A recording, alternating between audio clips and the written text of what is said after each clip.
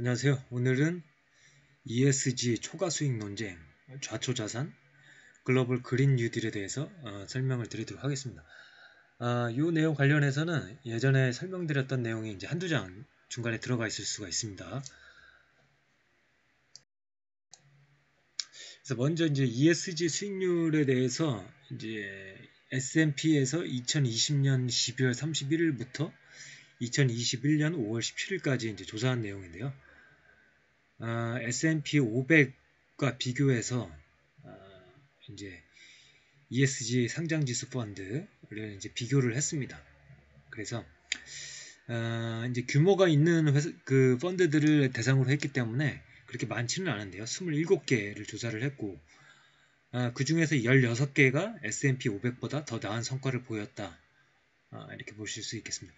이제 너무 단기이기 때문에 이게 단순히 어떤 펀더멘털 측면에서 ESG가 영향을 미쳐서 좋은 주가로 연결됐다라기보다는 어떤 ESG에 대한 사람들의 관심도에 이제 모멘텀이 붙었기 때문에 성적이 높이 올라가지 않았을까 한번 그렇게 추정을 해봅니다.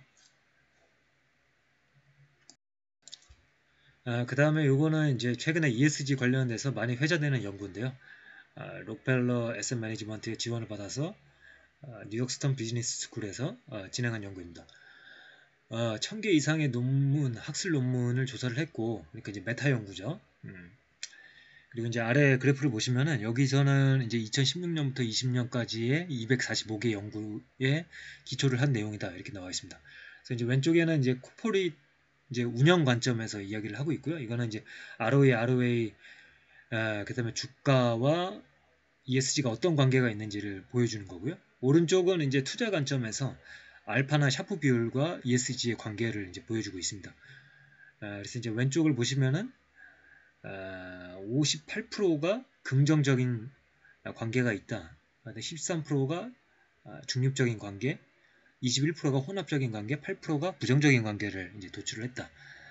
그다음에 오른쪽에 보시면은 33%가 긍정, 26%가 중립, 28%가 혼합, 14%가 부정적인 관계로 도출이 되었습니다. 그다음에 이제 이 회색으로 칠해진 거는 ESG 중에서 이제 클라이밋 체인지 그러니까 이제 환경 관련돼서만 따로 이제 산출을 한 것 같아요. 그래서 이제 중요한 거는 이제 색깔 있는 것만 먼저 보시면 되겠고요. 그래서 이 연구가 이제 최근에 많이 이제 회자가 되고 있습니다. 그 다음에 요거는 이제 아까는 이제 뭐라 그럴까요? 수익과 ESG의 관계를 보는 어떤 포지티브한 관점이었다면 요거는 위기 상황에서 얼마나 펀드가 잘 살아남았는가를 보여줄 수 있는 것 같아요. 그래서 지속 가능성에 대한 평가라고 할 수도 있겠죠. 그래서 745 ESG 펀드를 포함 4,900개 유럽 펀드를 조사한 모닝스타의 보고서입니다. 10년 생존율을 보면은 오른쪽 맨 아래요. 서스테이너블 펀드가 72%, 그러니까 10년 생존율이 72%. 그 다음에 전통적인 펀드는 45.9%로 되어 있습니다. 그래서 ESG 펀드가 생존율이 높다. 이렇게 보시면 되겠습니다. 그래서 제가 말씀드리는 것은 이런 연구가 있었다 일단 말씀을 드리는 거고요. 그 다음에 요거는 이제 앞서 말씀드린 연구와 이제 반대되는 내용을 좀 보여주고 있습니다. 반대되기보다는 이제 최근에 들어서 이런 초과 수익이 하락하고 있다라는 이야기죠. 그래서 왼쪽에 보시면은 빨간색이 이제 ESG 등급이 90% 이상 이제 최상위 등급이죠. 이 이제 누렸던 초과 수익이 줄어들고 있다. 파란색은 75%. 그다음에 25%라고 되어 있는 밑에 하늘색은 올라가고 있죠.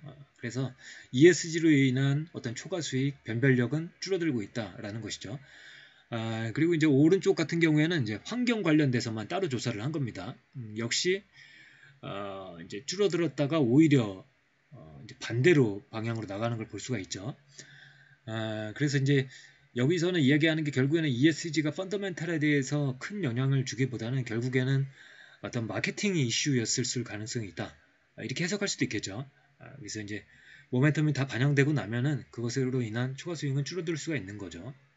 그래서 이런 데이터를 놓고선 이제 사실은 ESG라는 트렌드가 계속 변하고 있고 그것에 따라서 데이터가 변하는 것도 계속 이제 뭐라 그럴까요? 계속 변동 상황 중에 있기 때문에 어떤 한 기간을 딱 잘라가지고 우리한테 제시하는 그 연구에 앞으로도 그 연구가 계속 지속될 거라고 이야기할 수는 없는 거죠. 그래서 이런 연구들은 우리가 참고 삼아만 볼 필요가 있고요.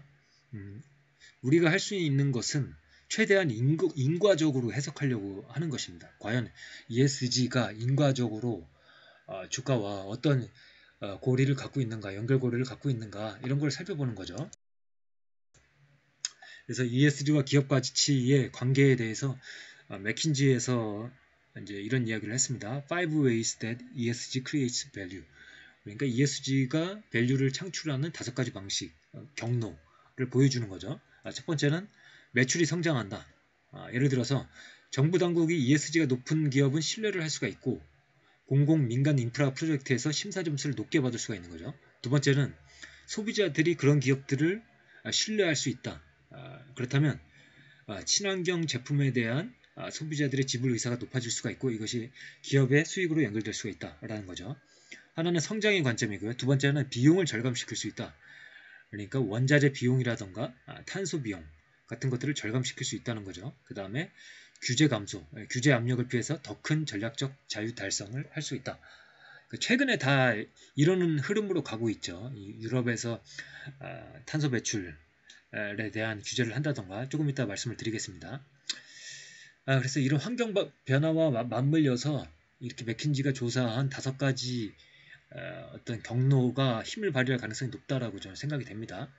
그리고 마지막에 나와 있는 게 투자 및 자산 최적화라고 그래서 더 유망하고 지속 가능한 곳에 자본 활동하여 수익이 상승할 수 있다. 그리고 자초자산을 회피할 수 있다.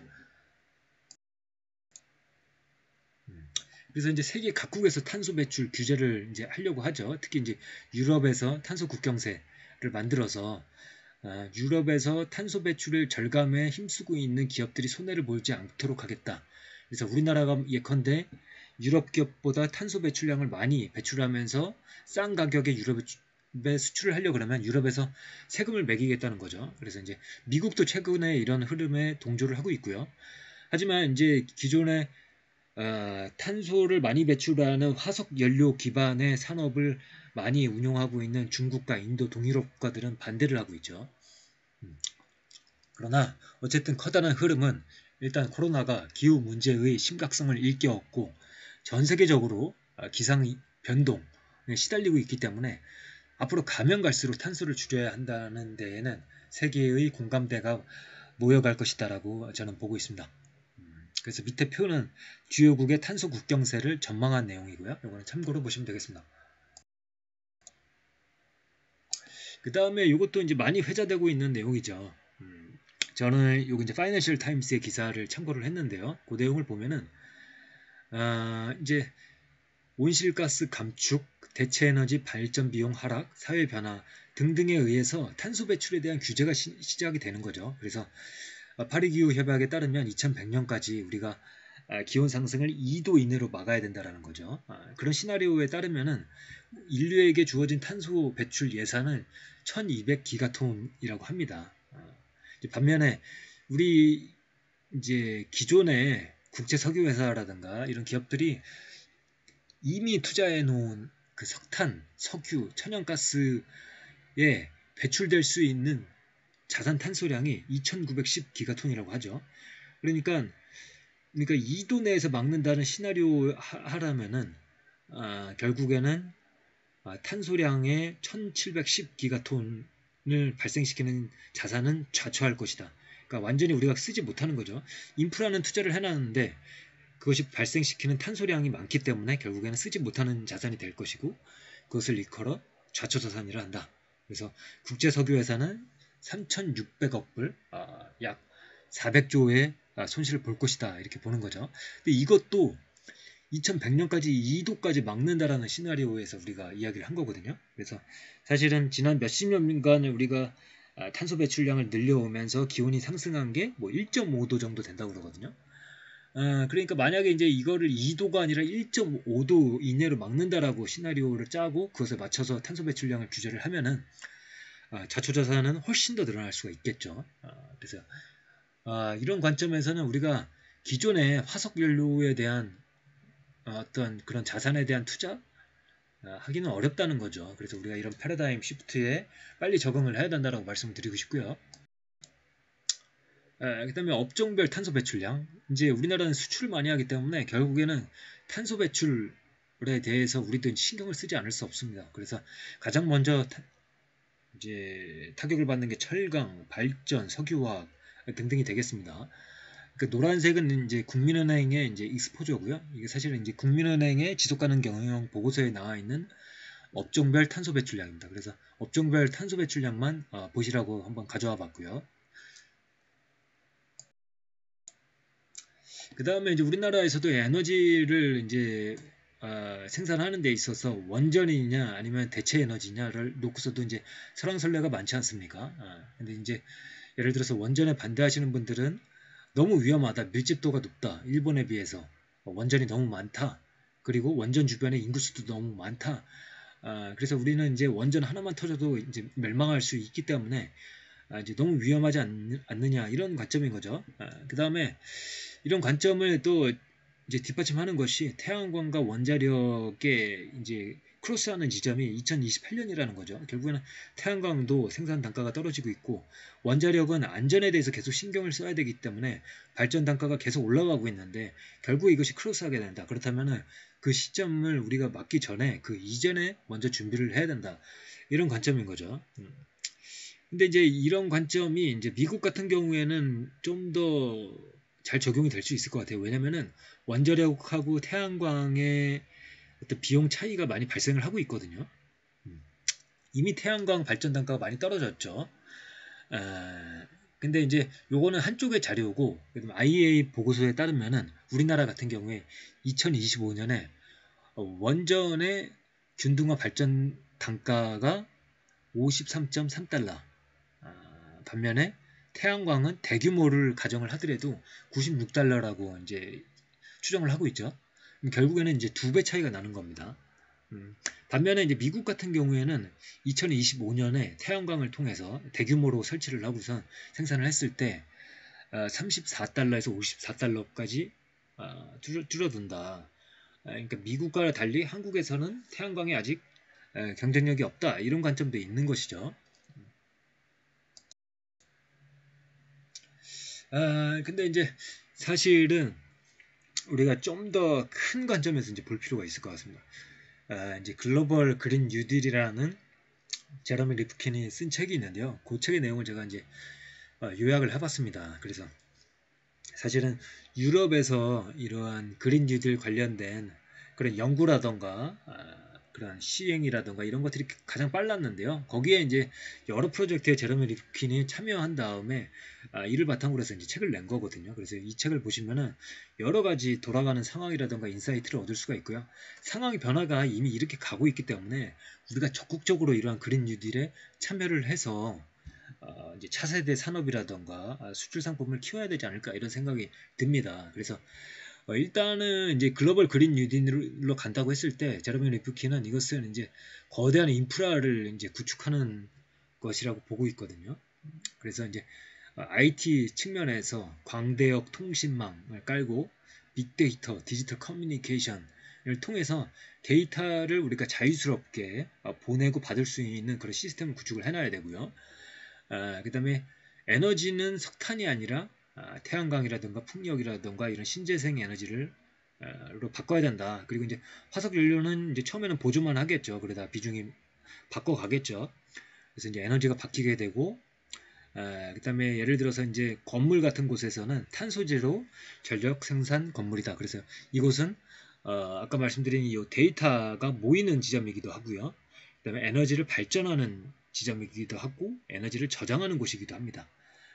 그 다음에 우리가 이제 자율주행 자동차를 통해서 이제 데이터를 모을 수가 있는데요. 이 탄소제로 전력 생산하는 건물이 이러한 운송과 물류의 허브 역할도 할 수가 있는 거죠.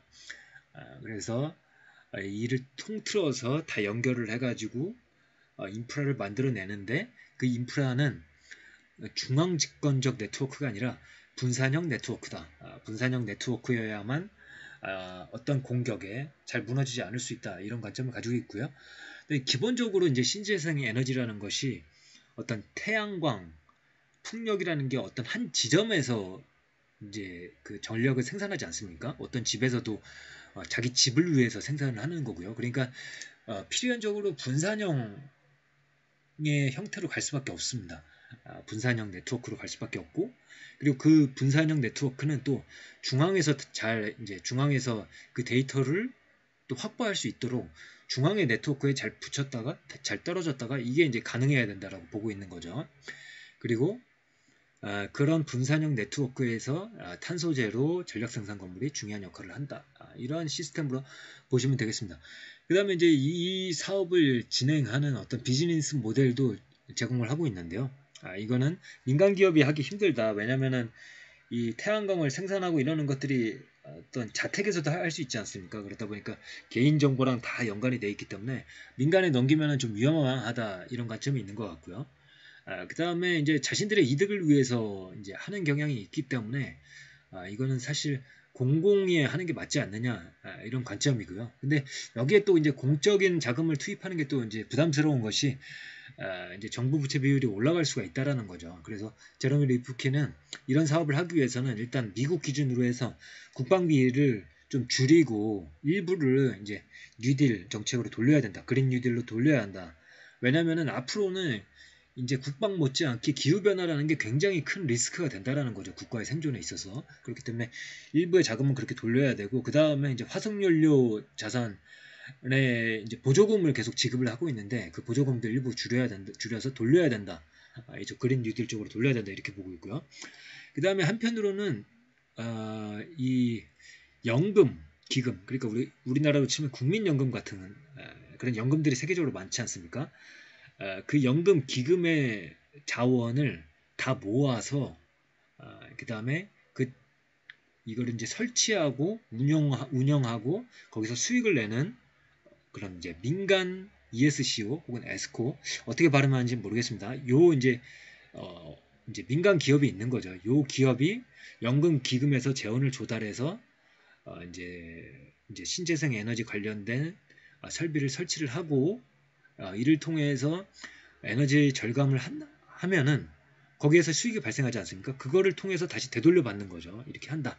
근데 이렇게 하는 것에 이제 정부가 하는 역할은 뭐냐면은 이제 정부는 이 인프라 전체에 대한 소유권을 가져가는 겁니다. 소유권을 가져가는 거고 민간에서는 그것을 이제 운영을 하는 거죠. 운영을 하는 거고 그러니까 이제 관에서 예를 들어서 발주를 줄 수가 있는 거죠. 그럼 민간이 그것을 진행을 하고 그리고 그것에 대한 자금은 이 민간에서 연금에서 자원을 끌어와서 한다. 그래서 이게 이제 민간과 공적 자금과 공적 영역과 그다음에 사회적 자본 이 세 가지가 다 혼합된 이런 비즈니스 모델을 제레미 리프킨이 제시를 하고 있다 이렇게 말씀드릴 수 있겠고요. 그 다음에 이제 이 신재생 에너지와 관련돼서 이 건물들이 있고 이제 분산형 네트워크가 있다고 하지 않았습니까? 그러면은 이것에 대해서도 이제 거버넌스 측면에서는 모델이 어떻게 됐냐 하면은 일단은 지역 시민 300명 그다음에 이 300명이 이제 요 인프라에서 분산형 네트워크에서 참여를 하고요. 그거를 이제 피어 어셈블리라고 합니다. 그래서 지역 시민 300명이 피어 어셈블리를 구성을 해서 여기에 적극적으로 참여하고 의견을 내고 피드백을 받는다. 그리고 여기에 참여하는 사람들을 선정하고 이 피어 어셈블리를 관리하고 감독하는 것은 시장이나 고위 관계자, 뭐 주지사 등이 되겠죠. 미국으로 치면은 이렇게 하고요.